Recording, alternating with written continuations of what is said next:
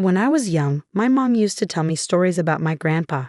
She said he started with nothing and built a successful business that could have set us up for life. But we never got any of that money. I didn't really understand why until I got older and learned about his will and everything. Eliza, your grandpa was a tough man, my mom said one cold evening as we sat at our small kitchen table with cups of lukewarm tea. The heater was broken again, and the landlord wasn't quick to fix things. He believed only in earning money, not giving it away. Why did he cut us off then? Didn't he trust you to manage his money? I asked, trying not to sound bitter. Mom sighed, her eyes following the steam from her cup. It wasn't about me managing it. He had this strange idea. He made a will that only left his money to someone who made a big success on their own, like $500,000 in their own business. That's just mean, I muttered. The idea sounded crazy, a game set by a man who cared more about money than his family. It was his way or no way, Mom continued. When I argued with him, he practically disowned me. He said if I was any good, I'd earn my way without his help. It felt so unfair. We were struggling to save every penny while someone else out there was enjoying what should have been ours. Ever since I was a kid, I was good at finding ways to make money. I'd set up a lemonade stand at the local golf course on hot summer days, shouting 50 cents a cup to thirsty golfers passing by. You sure know how to hustle, kiddo, an old golfer named Hank once told me, laughing as he handed me his change. Keep that up and you'll be a tycoon one day. I grinned and pocketed the coins. Just saving up for something big, I'd say. My mind was always on the next big thing, and it wasn't just about lemonade. I used to make homemade necklaces and bracelets by stringing beads together from the dollar store. I sold them wherever I could, neighborhood block parties, school events, and even in the front yard during garage sales. Trading and selling didn't just feel fun. It felt like something I was meant to do. Elisa's got her own little business empire going, my mom would joke to her friends, but there was a hint of pride in her voice that made me stand a little taller. But it was sewing that really took off for me. When I managed to buy an old sewing machine from a garage sale, it felt like the best gift ever. Teaching myself to sew wasn't easy. The machine was temperamental, and the online tutorials were confusing, especially with the internet cutting in and out. But I stuck with it. Soon, I was turning plain thrift store clothes into stylish outfits. One day as Sarah caught me at my locker, she sneered, "Is that the same shirt you wore last week? Looks different, doesn't it?" Gave it a little makeover, I replied casually, slamming my locker shut. You should try it sometime, might improve your attitude. She scoffed and started to walk away, but a couple of other girls lingered. That was really cool what you did with your shirt. Could you do mine? One of them asked shyly. Sure thing. Bring it tomorrow, I replied, my heart swelling with pride. Word got around, and soon I was taking custom orders. It wasn't just pocket money anymore. It was a real business. People paid good money for unique clothes, and I was happy to provide. One sunny afternoon, I took my latest creations to the local street fair. I set up a rickety table, laid out my garments, and waited nervously. You think people will buy these? Mike, my friend, asked skeptically, eyeing the passers-by. They'd be crazy not to, I shot back confidently. And buy they did. My table was swarmed. I barely had time to collect the money and hand over the clothes. Amidst the chaos, a guy approached with his car keys. Jack jingled his car keys in his hand, approaching me at my stall. Hey, my car broke down a block from here. Saw your stall. This stuff yours? He asked, nodding towards my makeshift display. Yeah, all made by me. You need something to pass the time while waiting for a tow.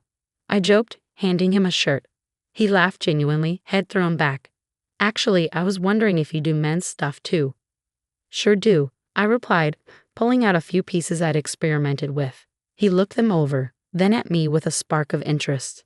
You've got talent. Ever think of making this a real business?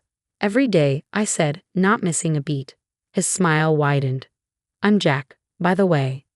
Eliza, I said, shaking his hand, feeling the weight of the moment. This wasn't just another sale. This felt like a doorway swinging wide open. As the day wound down, I counted the cash, a sense of accomplishment washing over me. This was it. I was making it happen one stitch at a time. I told you they love your stuff, Mike said, helping me pack up. Yes, you were right, I admitted, unable to keep the grin off my face. Looks like I might just make that $500,000 mark after all. After meeting Jack at the fair, things moved faster than I expected. He wasn't like the guys I knew. He came from money. But he had a way of making you forget about that when you were with him. He had this laid-back vibe, always laughing, always making plans. We started seeing each other more, and it wasn't long before we were seriously dating. One day, he said, "Eliza, I think it's time you met my parents." The thought alone made my stomach churn. I knew his folks came from old money, the kind that looked down on people like me. "Are you sure?" I asked, my voice tense. "I don't think they'll like me much." Jack laughed it off. "They'll love you. Don't worry so much." The drive over to Jack's parents' house felt like the longest ride of my life. Jack kept talking about mundane stuff, probably trying to ease the tension, but my stomach was in knots. We turned into a long driveway, and there it was, a massive house that looked more like a museum than a home. We walked up to the grand entrance, and the door swung open before we could even knock. There stood Jack's mom, Mrs. Thompson, dressed impeccably in a way that made me feel underdressed instantly, despite my careful choice of outfit. "Jack, darling," she exclaimed, pulling him into a hug, then turned to me with a polite smile that didn't reach her eyes. "And you must be Eliza. We've heard so much about you." Her words sounded warm, but her tone was anything but. I forced a smile. "Thank you for having me, Mrs. Thompson." Jack led me inside, and that's when Mr. Thompson appeared, a tall, stern-looking man with a firm handshake that felt more like a test than a greeting. "Eliza, a pleasure," he said, his voice deep and unemotional. We moved into the living room, which was as grand and cold as the rest of the house. Everything felt stiff and formal. We made small talk, or at least they did. I mostly nodded and smiled, feeling out of my depth. Dinner was served in a dining room straight out of a magazine, with crystal and fine china that looked like it should be locked up in a display case, not used for eating. We sat down, and that's when the real interrogation, the encounter with Jack's parents, was tense from the start. Mr. Thompson, eyeing me like I was a problem, began with a pointed question. "So, Eliza, Jack tells us you're into fashion design." "Yes, I run a small business designing and selling clothing," I responded, trying to keep my voice steady. Self-made then." "How entrepreneurial," he commented dryly, his tone more critical than complimentary. Mrs. Thompson chimed in, her smile feeling insincere. "And your family, dear? What do they do?" "Well, it's just me and my mom. She's a nurse," I said, feeling the weight of each word. "I see," Mrs. Thompson replied, exchanging a glance with her husband. The conversation stumbled along until coffee was served, and then Mrs. Thompson's polite facade dropped. "Eliza, I must be honest. We have certain hopes for Jack, and his partner's background is important to us. It's essential for maintaining the family's reputation and legacy," she said flatly. "Well, it's clear you've accomplished quite a bit despite your background, but I don't think you're suitable for our son, I'm afraid," she concluded abruptly, putting down her fork and leaving the room without another word. I sat there stunned, feeling like I'd been slapped. Jack was quick to comfort me, embarrassed by his parents' behavior. "Eliza, please don't take it to heart. She's just set in her ways." Despite Jack's reassurances, the evening left a cold shadow over what should have been a happy milestone. The engagement happened, but the chill from his parents was something I couldn't shake off. A few weeks after our engagement, Mrs. Thompson called me. Her voice was formal. "Eliza, I'd like you to come over. We need to discuss something important." When I arrived, both of Jack's parents were waiting. The house felt colder than ever. Mrs. Thompson wasted no time, her tone sharp and unwelcoming. "Eliza, we've looked into your background thoroughly. It's clear you come from a very different world than ours," she began. "It's clear you're hunting for wealth, climbing through our son, but we won't allow our family fortune to be jeopardized," she continued, her words stinging. Before I could react, Mrs. Thompson slid a stack of papers across the table towards me. "Since I can't convince Jack to rethink this marriage, you'll need to sign these," she said flatly. I picked up the papers. They were a prenuptial agreement. As I read through it, I realized I wouldn't lay claim to any of Jack's wealth, and neither would any children we might have. Without hesitating, I signed them. "I'm not marrying Jack for his money," I said firmly, handing the signed papers back to her. Mrs. Thompson looked taken aback, and even Mr. Thompson raised an eyebrow, surprised by my quick compliance. Leaving their house, I felt a mix of relief and resentment. At home, I told Jack everything. He laughed it off. Wow, you really showed them. Good for you. As the wedding drew closer, excitement and stress filled my life. My sportswear brand, built from scratch, was finally taking off. Seeing my designs worn and loved was thrilling, and I had accumulated a small capital to expand and take on bigger challenges. Regarding the wedding, I envisioned something simple and intimate, but Jack dreamed of a lavish celebration. Eliza, we're only doing this once. Let's make it big, he'd say with that persuasive grin of his. Reluctantly, I agreed, and we planned a grand event. I found myself negotiating deals and discounts wherever possible to manage the expenses. The wedding day appeared perfect on the surface. Our guests seemed to enjoy themselves, and Jack and I were caught up in a bubble of joy. However, not everyone shared our enthusiasm. Throughout the evening, I noticed Jack's parents whispering disapprovingly, their faces pinched with disapproval. His mother, ever the social butterfly, dropped hints to relatives about her worries that I was after their family wealth. I overheard her commenting loudly about the extravagance of the event, expressing concerns about my understanding of money. After the wedding, things didn't settle down. Jack's mom posted on social media, lamenting that Jack had married someone like me, expressing her fear of losing her son to a woman she deemed unworthy. Reading those words hurt deeply, stirring frustration and sadness within me. I tried to discuss it with Jack. Your mom's posts, they're really harsh. Can you talk to them? They don't even know about the business, how well it's doing. Jack sighed, troubled. Eliza, I know it's tough, but let's not rock the boat, okay? My parents, it's just how they are. They'll come around. They just need time to see what I see. Despite my doubts, I agreed to let it go. Exhausted from the ongoing tension, I poured my energy into my business, something positive and wholly mine. Despite personal turmoil, my brand continued to grow. Orders poured in, and I gained a following, doing interviews, photo shoots, and discussing partnerships. The evening of the charity dinner arrived, held at a swanky hotel downtown. The event supported sports programs for kids and teenagers. As the main costume designer, I chose a blue and white theme that complemented the decor and showcased my latest sportswear pieces. Walking into the grand hall with Jack, surrounded by well-dressed guests and shimmering lights, I felt nervous yet determined. The excitement of seeing my designs showcased in a grand setting quickly soured when we spotted Jack's parents across the room. Their cold stares cut through the warmth of the bustling crowd. Jack noticed but said nothing, and their blatant disregard stunned me deeply. But I bit my lip and kept walking. As guests began to arrive, I circulated the room, chatting and networking. Jack was by my side, his usual charming self, but I could tell he was a bit overwhelmed by the scale of the event. You're really pulling out all the stops, huh? Jack commented as we watched the crowd from a distance. Go big or go home, right? I replied with a wink. Eliza, you've outdone yourself, a familiar voice said from behind me. Turning around, I saw a local sports celebrity who'd worn my designs before. These uniforms are fantastic. Thanks so much. Enjoy the evening.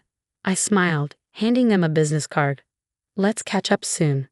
The event was buzzing, the atmosphere electric with enthusiasm and goodwill. Then the moment of truth arrived. The host took to the stage to thank the sponsors, and my heart raced as he started to speak. We haven't been seated long when the evening's presenter took the stage to kick off the event. The atmosphere was lively, filled with applause and cheer, until it came time to thank the sponsors. My heart raced with pride and anxiety as my name was announced as one of the main contributors. I'd like to extend a special thank you to Eliza, whose generous donation of over $300,000 made tonight possible. The presenter boomed through the microphone. The room erupted in applause but was abruptly pierced by a shriek from Mrs. Thompson, Jack's mother. Absolutely not, she screamed, drawing the room into shocked silence. She demanded a microphone, and once it was handed to her, she didn't hesitate. This is preposterous. Eliza couldn't possibly afford this. She's nothing but a poor beggar using my son's money. She's a cunning predator sneaking into our family to bankrupt us. Her words echoed through the hall, venomous and loud. The presenter, taken aback but composed, quickly tried to correct the situation. Mrs. Thompson, I assure you, you are mistaken. Eliza's company is extremely successful and fully capable of such generosity. I know this firsthand. The crowd murmured, tension palpable. Then, in an unexpected move, the presenter passed the microphone to Jack, hoping for him to clear the air. Jack's face was a mix of embarrassment and conflict. He glanced at his parents, then at me, his voice barely a whisper as he spoke into the mic.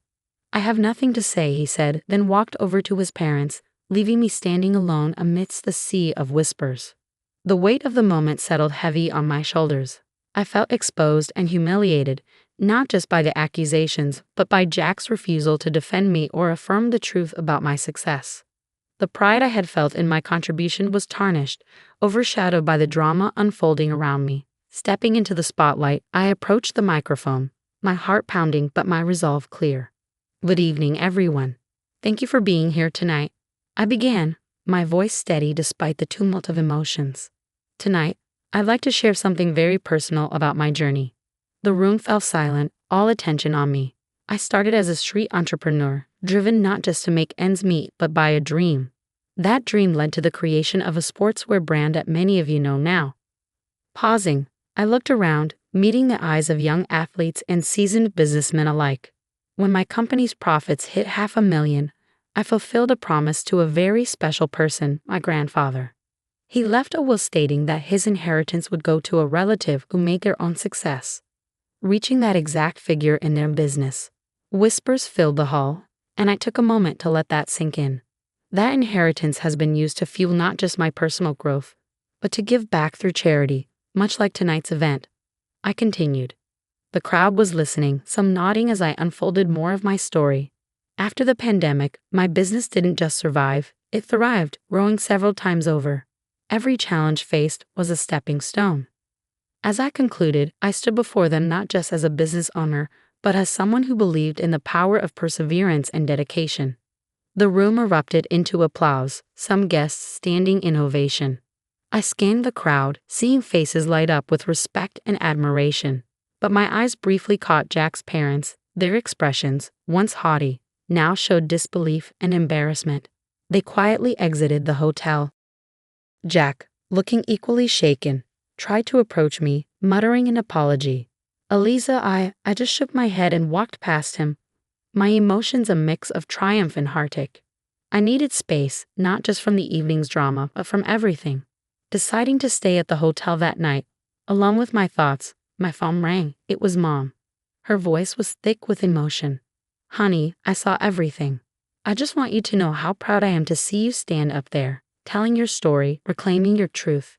You're everything I hoped you'd be." After spending a night at the hotel to clear my head, I returned home. The place felt different, heavier somehow, as if the walls themselves held the tension from the last few months. Jack was there, waiting. As soon as he saw me, he tried to apologize again. "Eliza, I'm so sorry about everything. Can we just forget all this and start over?" he pleaded, his voice desperate. I shook my head, the decision heavy on my heart, but clear in my mind. "Jack, I can't. I don't want to be with someone who can't stand up for me, who sides with his parents over his wife. It's not just about last night. This has been building for a long time," I continued. His face fell, and he reached out, but I stepped back. "I'm filing for divorce," I said firmly. I didn't wait for his response. Gathering a few essentials, I left for my mother's house, the one I recently bought with the inheritance from my grandfather. It felt like a sanctuary. The divorce proceedings were straightforward, thanks to the prenup we had signed, and with no children to consider, it was over quickly. During that time, Jack's parents tried to intervene. They called repeatedly, trying to patch things up, not for my sake, but because their son's lifestyle had changed now that I was out of the picture. I blocked their numbers, not just to silence the constant ringing, but to cut off a past that was holding me back. From friends, I heard Jack started drinking, lost his job, and eventually his parents disowned him, not wanting to tarnish their reputation with his downward spiral. Despite everything, I never wished him ill, but I knew I needed to move on. Living at my mom's place gave me the peace I needed to think about my next steps. The business was still thriving, and I poured more of myself into it, not just to distract from the divorce, but to rebuild stronger foundations for my future. One evening, sitting in the garden my mom and I had started together, she turned to me, a soft smile on her face. "You did the right thing, Eliza. It's tough, but you're tougher. And I'm here always."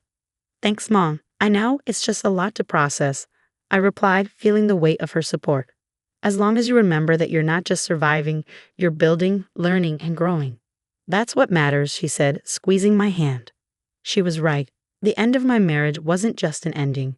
It was a gateway to a new chapter, one where I could make decisions without second guessing if someone had my back, one where I could stand on my own, not just as a successful businesswoman, but as a person reshaped by her experiences.